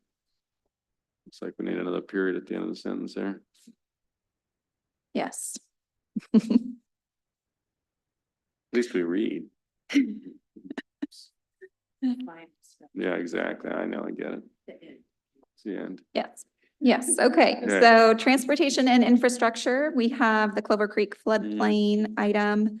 And this is updated to reflect that one solution has been identified to pursue further.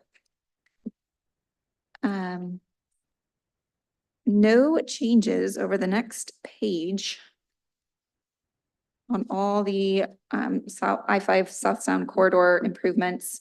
I do want to note an addition of one sentence on the I-5 Mounts Road to Tumwater and Nisqually River Delta item. There are now 2 design options that have been identified that are being advanced for NEPA review. And then we expect to know in fall of 2025 what the preferred alternative is. Under the infrastructure funding category, we have eliminated the reference to Public Works Assistance account because we would really rather them provide us with alternatives outside of that program. The next change is updated language on electric vehicle structure charging stations, and this is just adding in a reference to the bill the legislature passed that requires climate change planning within the comp plan. Okay. On to finances.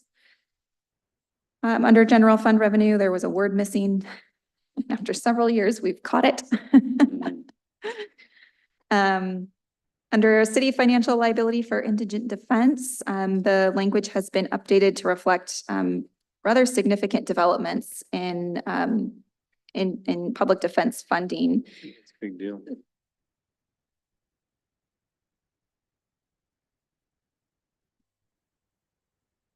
And the final item in the finance section is unfunded mandates for the state budget impacts, and it's just removing the federal references.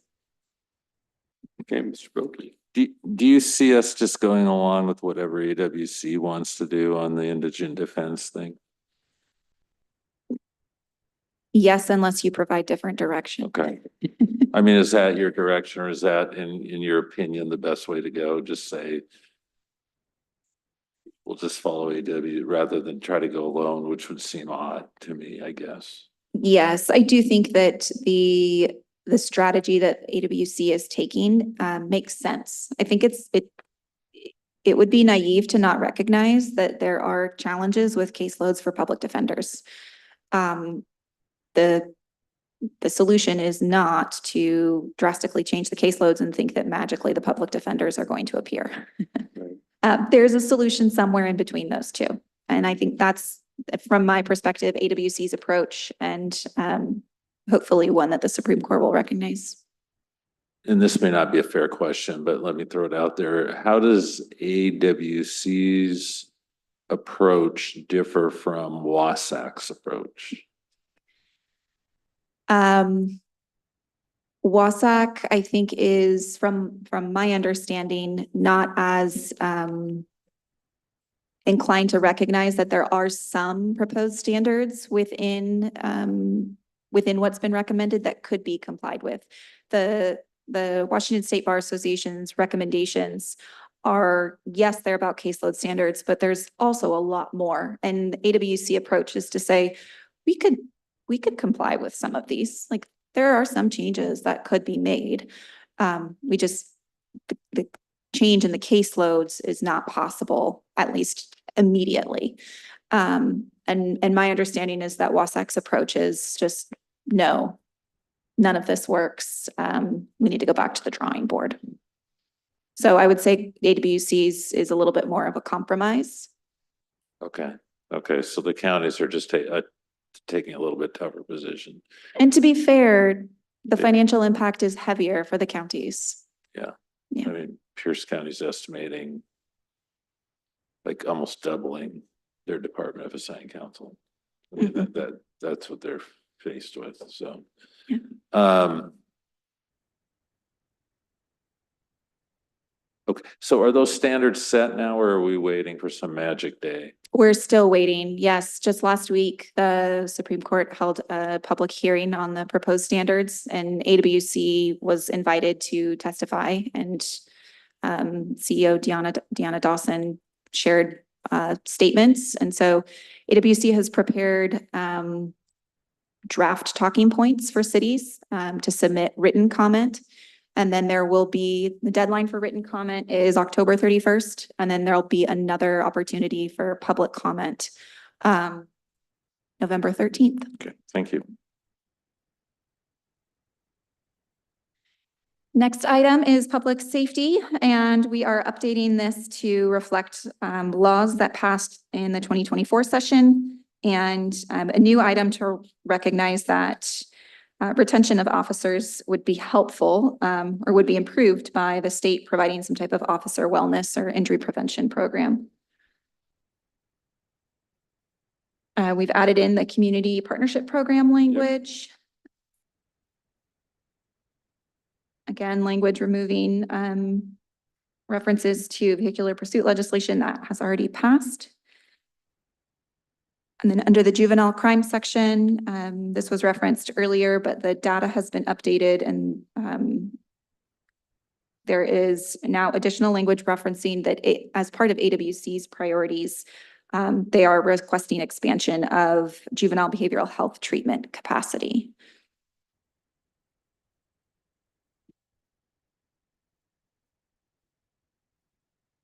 The next proposed change is under traffic enforcement cameras, and this is recognizing that last session, the legislature passed a bill that provided limitations on what cities can do with traffic camera revenue. I do anticipate that there's going to be a trailer bill to that that may look to limit things further. Really?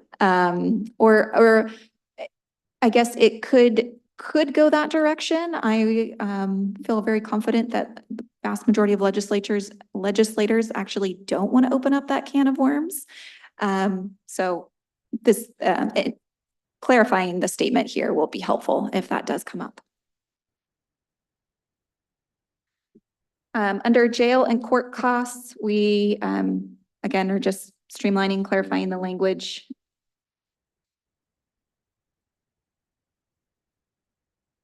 And then the final item in the public safety section is a reference to the Washington State Association of Sheriff and Police Chiefs legislative agenda. In the general government section, we've added in the reference to the capital budget request for the Community Notification Board, as well as the Clean Building Standards compliance. Great.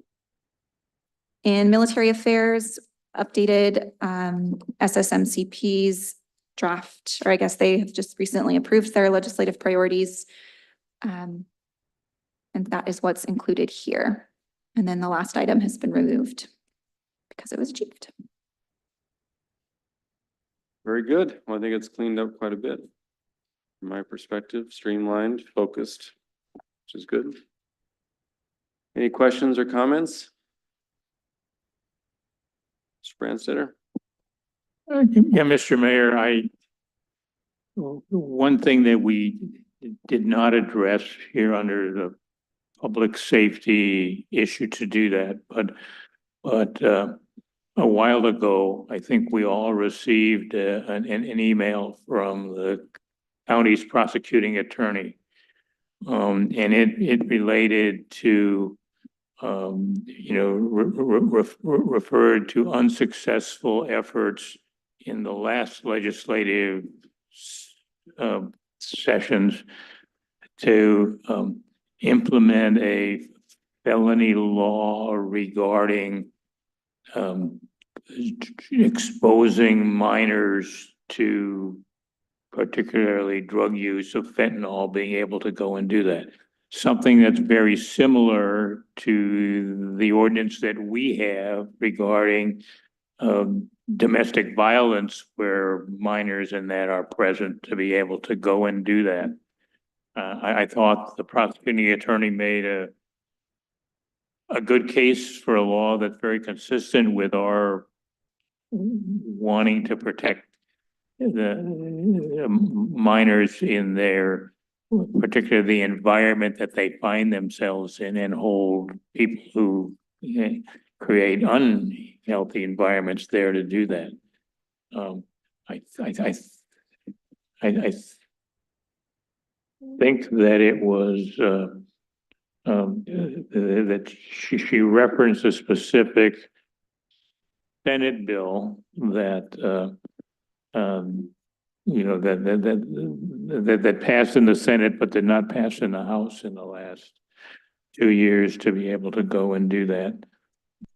But that, it wouldn't necessarily get the same number this time, but that, I'd like to sort of take the thoughts in that email and incorporate them somewhere within our public safety. It isn't that that these are juvenile offenses. These are, this would be, making it a felony to put juveniles in this particular circumstance. It's somewhat makes what is already a crime a more aggravated crime if you do it in a way that has juvenile presence. And I would think that would be something in that we could be supportive of the prosecuting attorney's efforts to wanting to do that. And particularly given her commitment that if that change were made, that she would actively look to make it a matter of policy to pursue in her office. I'd be supportive of that. We can add some language. Yeah, are you familiar with that? Yeah, it was just noted, we think that you're referring to adding fentanyl to the list of qualifying drugs with endangerment and controlled substances law. Is that what you're referring to? No, I don't know. What page number are you looking at? Page 25, it's within the WASPIC legislative priorities, Page, 25 of the state policy manual. 47 of the agenda or the packet.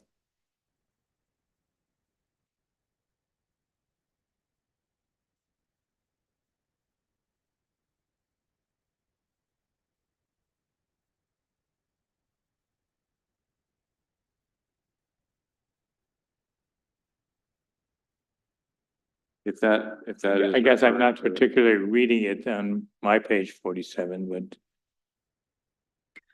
Well, what's the heading? the Washington State Association of Sheriffs and Police Chiefs.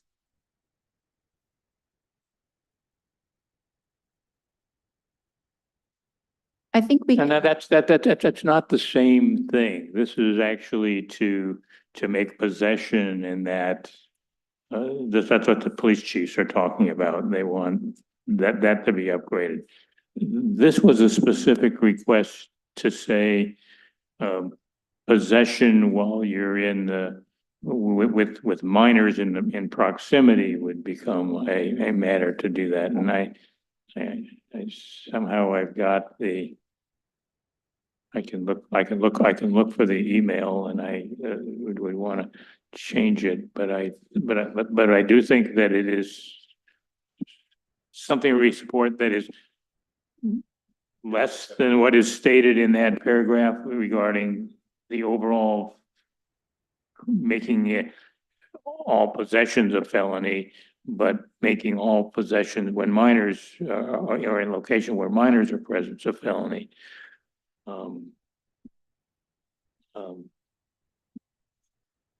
Yeah, I think I can send the email, but it was sent out by the prosecutor, and it is. She wants the legislature to update the felony statute with Senate Bill 5010, which received support in the Senate but died in the House in 23 and 24. And that was the endangerment with a controlled substance. Great. John, did you have something there? I think that's the one I'm reading from. Yeah, that's exactly right, Mayor.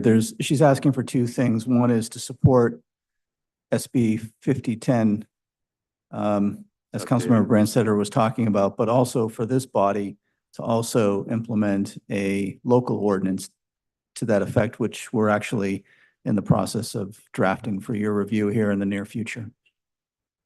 And our police Yeah, chief we could do that on the wholeheartedly city side supports. for a gross misdemeanor. That is correct, Mayor. Yep. And that's something that we've been looking at internally. And again, we'll be bringing that forward for your review in the near future. But getting back to Councilmember Branstetter's comments, he's referencing Senate Bill 5010. Yep. There's a county ordinance for model language. I'd like Yep. to move on to what's the possibilities of a rent control. I'll call it rent control. They call it other, they have euphemisms for it. It's rent control bill passing in this legislative session.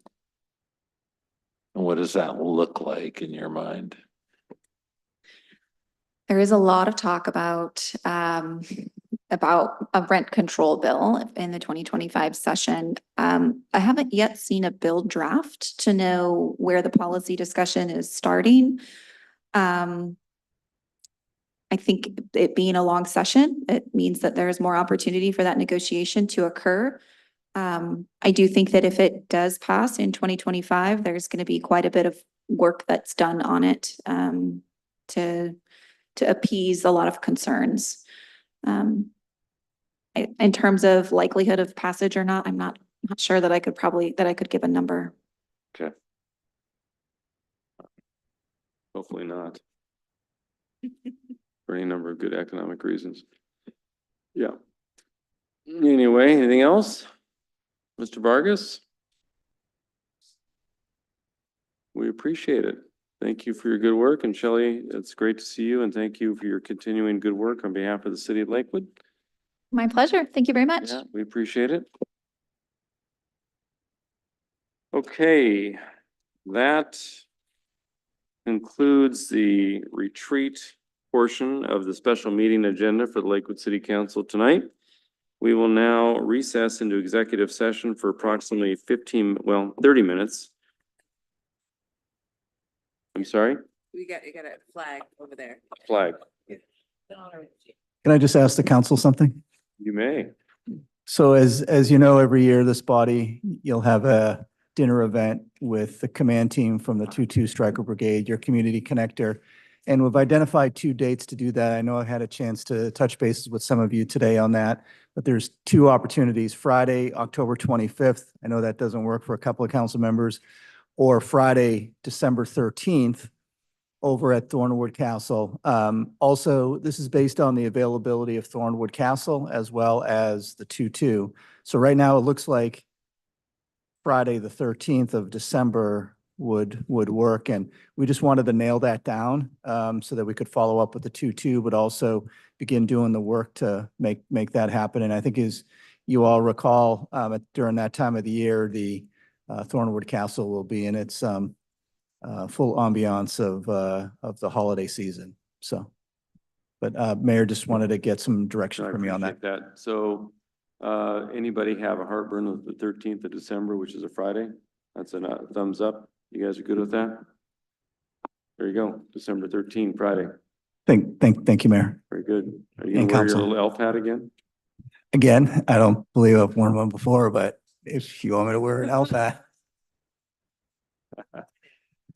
Not to cut you off, but I didn't see you had a time slot down here for manager comments. Do you have anything else you want to bring up? I have quite a bit that I'd like to bring up, but I think I'll reserve that for a different meeting at a Sure. different time under a different topic. Okay. Very Thank you, good. Mayor. All right, very good. Okay, so we will recess into executive session for about 30 minutes pursuant to RCW 4231.10.1G to review the performance of a public employee. We're not expected to take action following the executive session other than to adjourn the meeting.